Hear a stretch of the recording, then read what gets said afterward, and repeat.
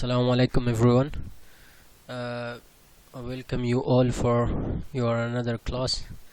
So I hope you have understood or you have followed your lectures. So we have discussed many important topic in international business, and still some important topics are still remaining, so we need to discuss each and every one of them. So I think we have discussed tariffs, so different forms of tariff, why governments are placing tariffs on certain products, what are the advantage of placing tariffs on different products from different countries, and also what are the different types of tariffs. We have discussed on tariffs which are placed on values, tariff which are placed on units, on quantity, everything. So we have discussed that as well. And I think international politics, so we have discussed most of the topics. So now let's discuss about Triad in international business. Let's see what is the Triad. So we'll discuss the role of Triad, and also what is the Triad, what we call it, the Triad in international business. So over the last decade, as we have discussed, because of globalization, the international business has grown up. So a number of countries are now involved in international trade. They are dealing with each other on international global market. Many countries are nowadays, in last 10 years, have improved. For example, Bangladesh, Sri Lanka, or most of these countries, especially Bangladesh, India, they are having a very good ways of businesses, of international business. Especially Bangladesh have attracted millions of dollars in their foreign direct investment, so they are doing a really good business nowadays. Their economy growth rate is much higher. India, we don't compare 2020 because it's because of virus in these issues, but last few years these countries have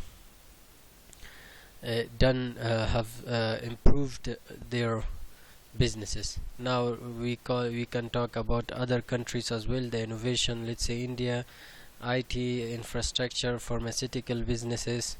So these are different types of businesses that these countries are mostly involved. So now the Triads, there are, over the last decades, international business activity has increased dramatically, especially among the Triad nation. Triad are three major trading and investment blocks in which international businesses are so these are major three partners that they call it Triad, which is United States, European Union, and Japan. So these countries come together and made this organization as a Triad. They are investing a lot of money in each other countries. Like Japan is investing millions of dollars in USA. US companies have invested millions of dollars in Japanese economy. Same thing, European Unions, USA, or companies are investing millions of dollars in, might be billions in European Union. European countries are investing in Japan and United States as well. So it's what we call it three process. So they are investing in each other. So let's discuss what they are doing. Okay, during the current decade, a growing number of countries will become increasingly prominent on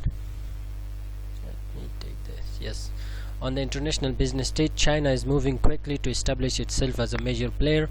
Other whom we will be hearing from increasing will include Australia, Brazil, Canada, India, Mexico, the Netherlands, the Russian Federation, Singapore, and South Korea. So these are developing countries that they are coming into a market. They are trying to, I think India become the fifth economy, has gone to now UK has been in 7. Now these countries are trying to reach their self. Now China, as you can see that China in last 20-30 years they have improved their business, the way they are doing their economy, their export, foreign direct investment, their money reserve, dollar reserve, everything. So if you see the graphs about China, they were not even in the ranking of top 10 countries exporters. Now they are maybe they are planning to be the first economy in the world. Now they are having, I think, second, so they are trying to reach to the first economy. So China is trying to play a role. Now they are also working on Silk Road. There are also Chinese firms are investing millions of dollars in Africa. They have also invested in Sri Lanka. They have also invested in Pakistan, in Gwadar port. So they are trying to connect ancient Silk Road with the latest technology, with the latest machineries that they are having, air or road network or railway networks. They are trying to have ports in Sri Lanka. They are having still a port in Sri Lanka, and I think Bahrain and other countries. They are trying to invest a lot of money in Africa. Companies, USA, China, and these countries are at war in Africa. So China is winning the ground. They are building motorways, rail networks. They are investing on language as well. They have opened 35 institutes in order to teach people Chinese language. They are using Chinese, what do you call it, yen in Africa. They are using Chinese language in their billboards. So they are trying to cover most of the African countries. So if they have they are investing a lot of money in Silk Road. So in order to become successful, or in order to at least cover 60% population of the world. So that's because of China. یعنی چینایا هم در این بخش کوشش میکنن، چون چند سال پیش چین بیخی در گراف هم نبود. چند مثلا ده پیش حالی بزرگترین صادر کننده میشه دنیا باشه. همه چیزا که شما میبینین از مثلا کمپانی های چینایی هستن، از استفاده میشه. چینایا نه تنها در کشورهای چیز سرمایه گذاری کردن، ولی میخواین رای ابریشم که یک وقت بود که 2000 سال پیش از استفاده میشد، او را به طریقه عصر جدید مثلا جور کنن، موتروی و ریل و همه چیزا، تا بتانه 60% نفوس دنیا را زیر تصرف خود بگیرن. بسیاری از اقتصاددانا بالای چین مثلا یا ملل متحد یا دیگرشان انتقاد کردن که چینایا از ضعف اقتصادی کشورها استفاده میکنن و وارد یک دام اقتصادی میگیرن. مثلا در سریلانکا یا یک بندرگاه جور کردن، سریلانکایا نتونستن که حداقل قرضه را خوبانین که حداقل همو سود از او کمپانی را در وقتشان بپردازن. مجبور شدن که امی خود بندرگاه را 100 سال به چینایا قرارداد کنن. همه قسم در پاکستان مثلا بندرگاه گوادر و موتروی را جور کردن، 49 سال به چین تسلیم کردن. و در ده کلانترین in 10 biggest construction companies, 7 are Chinese. So they are giving the construction of these dams and roads, everything to back to China. So in order to take that money back to their economy, it's a circle. یعنی پس قرارداد هم باید شرکت‌های چینایی میتن تا همون پولی که مصرف میشه خود چینایی پس به اقتصاد چین بروه. یعنی سرازی بسیار زیاد پول مصرف میکنن و سرشان کار میکنن.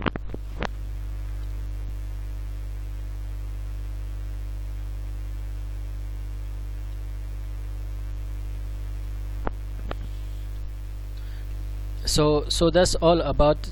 کشورهای دیگه هم کوشش میکنه، مثلا هندوستان بسیار زیاد دی سال 2 سال گذشته خراب بودن، یعنی کوشش کردن تا پنجم اقتصاد جهان شوند که انگلستان برده اف رفت.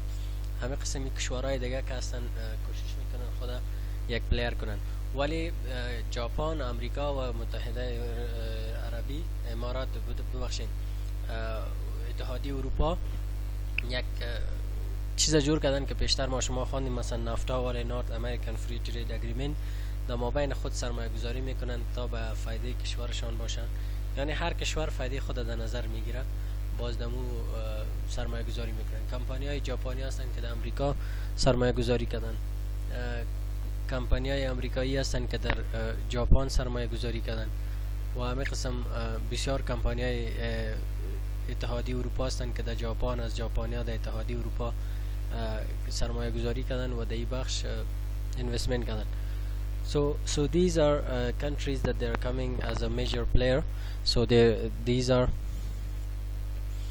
are trying to overcome as a Chinese firms. So they are at war. So Africans still are living under poverty. Most of the construction and mining businesses are given to Chinese firms, that because of corruption in these issues, it's very difficult to find out what Chinese are doing in Africa, how much precious stones they are extracting, what they are doing, and also their other parts as well that they are playing, for example in roads, money. So they are major that people are talking, or economists are talking, that China, there are many news that Chinese are taking these companies in financial trap.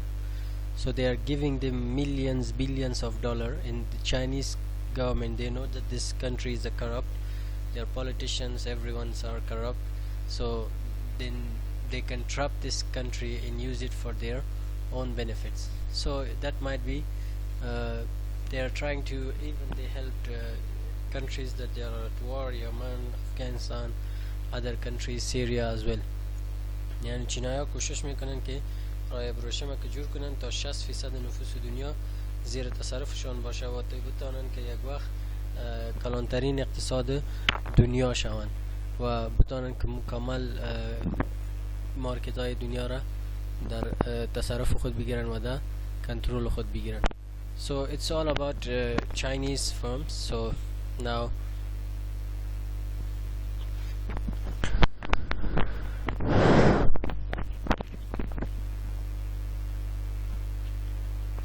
the Triad domination of foreign direct investment and trade over the past decade, the Triad has accounted for an extremely large percentage of both FDI and world trade.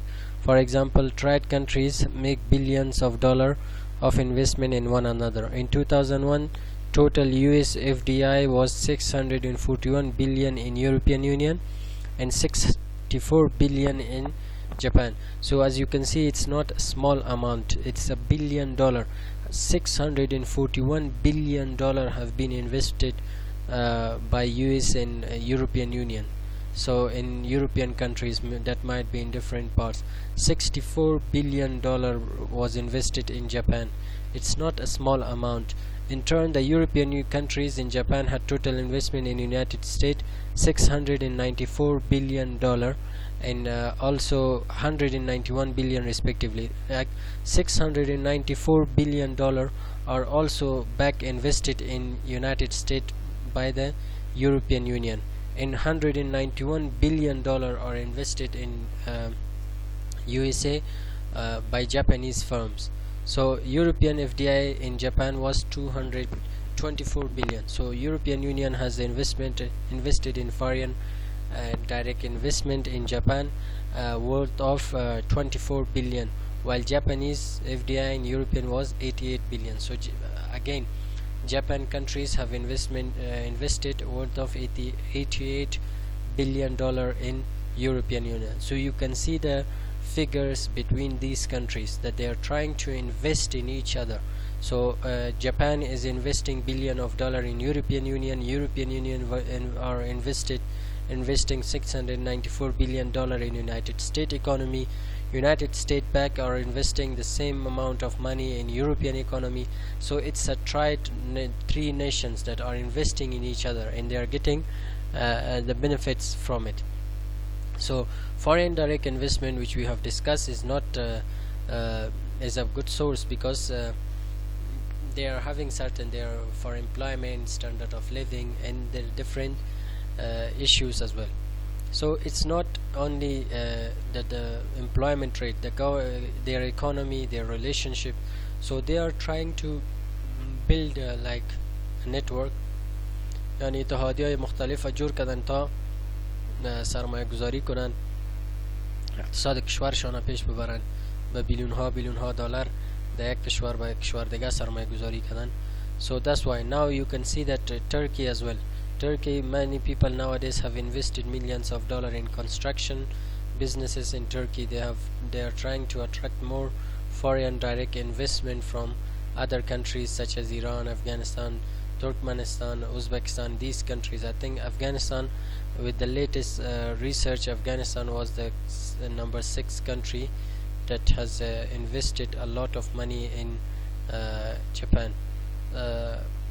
in Turkey. It was 6th.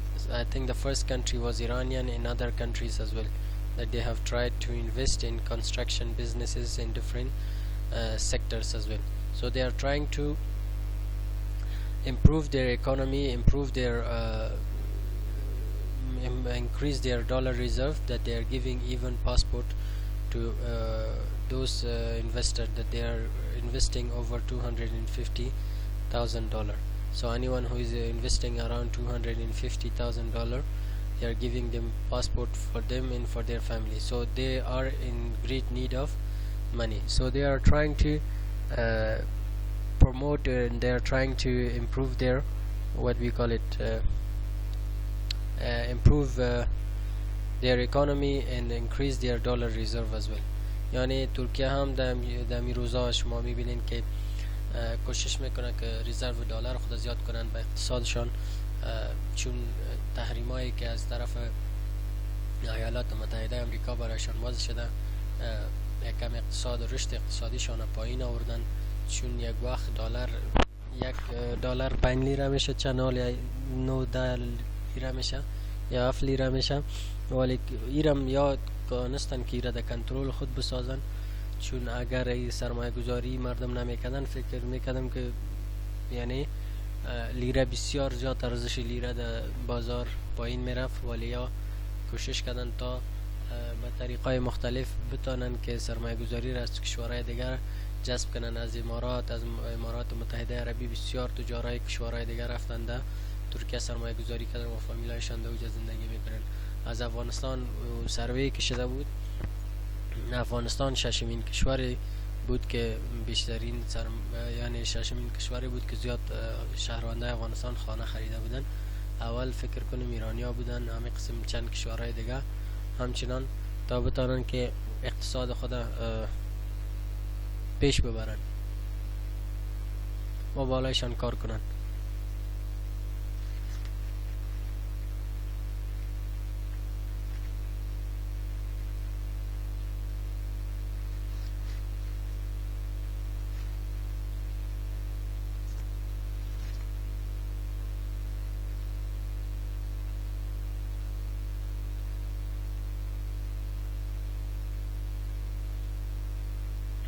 So that's how it's very important. Now you can see, as international business, these countries are involved in foreign direct investment in each other.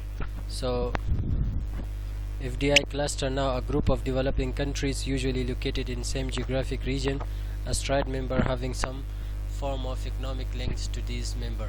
So it's not only these countries have benefited from this foreign direct investment, but countries around them, poor countries around them, have benefited from this investment as well. For example, trade countries have also become major investor in poorer nations. For example, in 2002, US FDI in Latin America and Caribbean was $16.8 billion. So they are also investing in poor nation around their countries as well, like Caribbean countries, Mexico, and these countries. In the United States, dominate investor in Latin America, and countries such as Mexico, Brazil, Argentina are part of FDI cluster. So that's why it's not only that they're investing in each other, but they're trying to invest in poor nations. Similarly, Eastern Europe is a favorite investment target for European Union countries and helps account for the FDI made by Germany and France and Czech Republic and Russian Federation as well.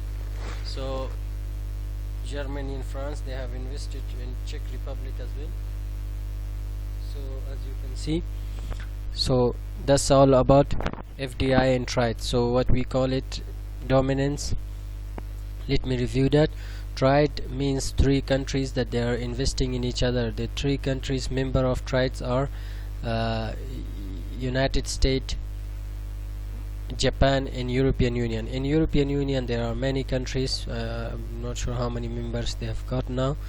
So that's one issue. These are major issues. These countries are coming now as a whole, what we call it, Australia, Brazil, Canada, India. These are trying to, China is trying to build and trying to play a major role, become a big player in the market. They are giving scholarships for most poor countries, developing countries. They are offering different types of scholarship for masters and for PhD, even Chinese language. They are even try to teach their people the language of neighbor countries as well. So it's not a short-term process. The Chinese are looking for a very long-term, and they are trying to cover the whole world. They are trying to be the #1 economy in the world. Their first plan was that to be a first economy in the whole world was I think 2050 or 2030, whatever was their target. So they are planning for 50-60 years. So now they are teaching languages, they are offering scholarship. Even nowadays Russian Federation, they are offering more scholarship for developing countries and for people around themselves. So that's all about these countries. So these are the amounts of money that they have invested in each other economy, and these are not only that in this country, but they are trying to support poor nations around their countries as well.